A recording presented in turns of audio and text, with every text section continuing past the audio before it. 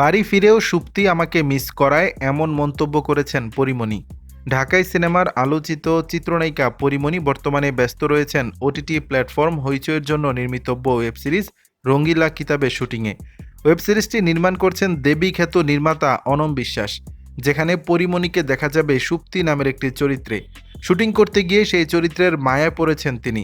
বেশ কয়েকদিন ধরেই রঙ্গিলা কিতাবের শুটিং লোকেশনের ছবি দিচ্ছেন এই নায়িকা। তারই ধারাবাহিকতায় সোমবার কলাকুশলীদের সঙ্গে একটি সেলফি ভিডিও দিয়েছেন তিনি, যার ক্যাপশনে জুড়ে দিলেন সুপ্তি নামের ওই চরিত্রে ডুবে থাকার গল্প। এছাড়াও সামাজিক যোগাযোগ মাধ্যমে নিজের ছবিও শেয়ার করেন পরী। ফেসবুকে পরী লিখেছেন, চরিত্র হয়ে কাজ করলে কিছু সমস্যা আছে, যেমন এই সুপ্তির মতো চরিত্রটা। বাড়ি ফিরেও সুপ্তি আমায় মিস করায়। তার বেদনা, কষ্ট, অভিমান, বুকের ভিতর দমে যাওয়া আর্তনাদ সবকিছু কেমন মায়া মায়া আবেশ হয়ে আমার সাথে রয়ে যেতে চায়। সুপ্তি আমার অনেকটা ভালোবাসার চরিত্র হয়ে গেছে। আশা করছি রঙ্গিলা কিতাব রিলিজ হলে সবার ভালোবাসা পাবো। কি অসাধারণ একটা টিমের সাথে কাজ হলো, আমি সবার প্রতি কৃতজ্ঞ। অন্যদিকে সামাজিক যোগাযোগ মাধ্যমে ছবিগুলো শেয়ার করলে বেশ প্রশংসা পায় পরীমণি। দর্শক, পরীমণির নতুন এই ছবিগুলো নিয়ে আপনাদের মতামত জানাবেন নিচের কমেন্ট বক্সে।